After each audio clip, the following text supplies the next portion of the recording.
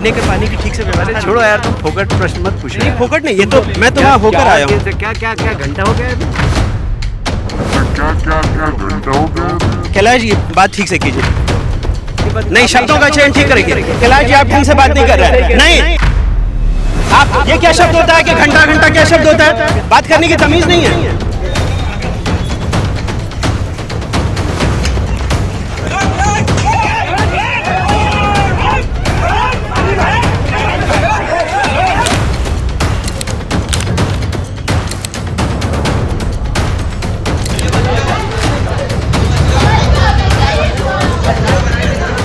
इंदौर में लाशें बिछी है, परिवारों में मातम है, लेकिन विजय वर्गीय परिवार की दबंगई का विजय रथ रुकने को तैयार नहीं।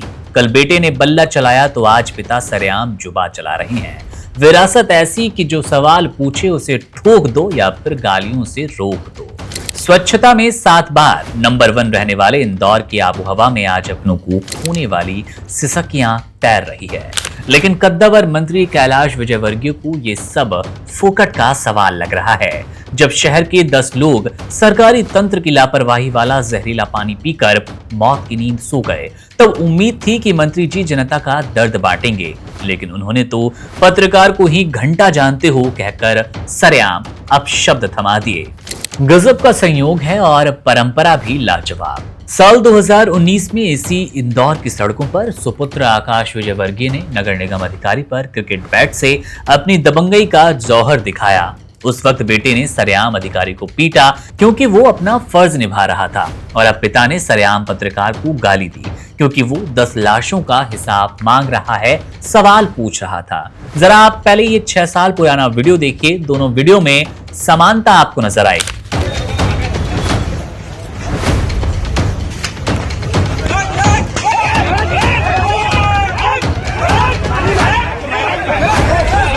इसे कहते हैं संस्कारों का सही हस्तांतरण।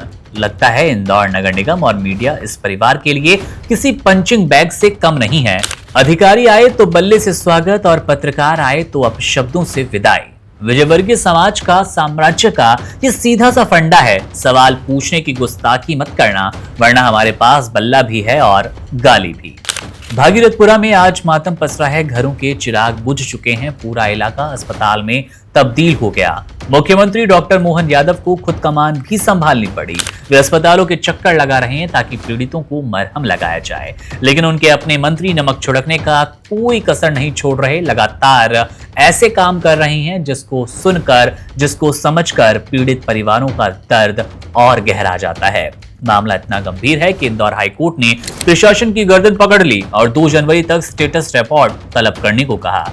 लेकिन मंत्री जी का अहंकार तो देखिए, फजीहत बढ़ने पर सोशल मीडिया पर खेद भी जताया तो कैसा, दलील दी कि मैं 2 रातों से सोया नहीं हूं और गहरे दुख में था, इसलिए गलत शब्द निकल गए।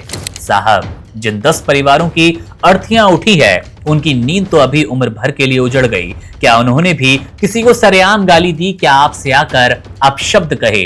क्या नींद की कमी किसी जनप्रतिनिधि को ये लाइसेंस दे देती है कि वो लाशों पर जवाबदेही मांगने वालों को सरेआम जलील करे?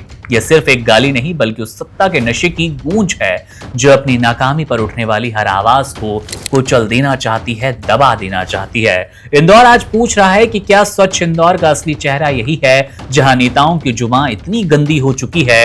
अब देखना यह है कि हाईकोर्ट की फटकार के बाद उन 10 मौतों का असली गुनहगार सामने आता है, सलाखों के पीछे जाता है, या फिर यह मामला मंत्री जी की एक और सफाई की भेंट चढ़ता नजर आएगा।